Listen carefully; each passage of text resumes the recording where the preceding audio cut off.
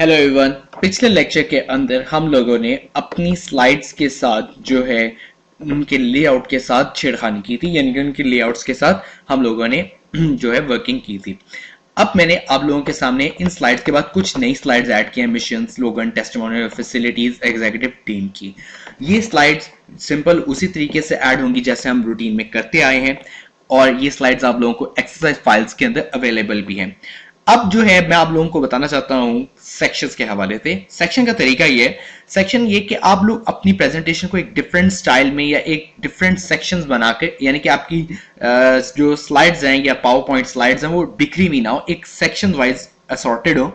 तो यानी कि इससे ये होगा कि जो रीडर है उसके लिए इजी होगा कि अब इस तरह का सेक्शन है या इस तरह की जो है टॉपिक्स हैं वो प्रेजेंट होंगे।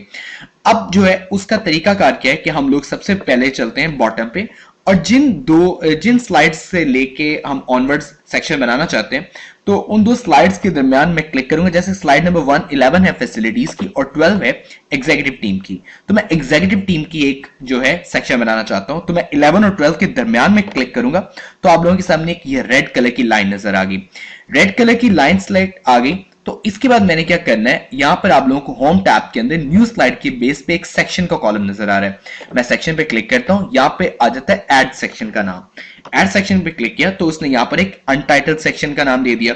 अब मैं अनटाइटल्ड सेक्शन के ऊपर राइट क्लिक करता हूं तो मेरे पास ये एक सारा ऑप्शन आ गया। मैं रीनेम सिलेक्शन करता हूं, नेम सेक्शन किया तो मैं यहां पर लिख देता हूं एग्जीक्यूटिव टीम सेक्शन। ठीक हो गया। अब मैं रीनेम करता हूं तो अब आप लोगों के सामने मेरी एक एग्जीक्यूटिव टीम सेक्शन आ गया।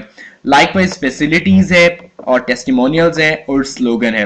तो मैं टेस्टिमोनियल और फैसिलिटीज को एक ही जो है सेक्शन में डिवाइड कर देता हूं। फॉर एग्जांपल इसको हम लिख देते हैं जी हेल्प के सेक्शन के अंदर हम ऐड सेक्शन कर देते हैं। यहाँ पे हमने अनटाइटल्ड सेक्शन है, इसको मैंने राइट क्लिक किया, रीनेम सेक्शन किया।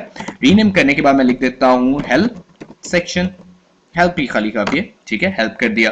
उसके बाद जो स्लोगन मिशन और स्लोगन है इसको मैं कर देता हूं इसके अंदर, इसको हम सेक्शन का नाम दे देते हैं लाइक हम लोग इसको दे देते हैं इसको हम नाम दे देते हैं वैल्यूज का। ठीक है, वैल्यू, ठीक है, वैल्यूज का सेक्शन दे दिया।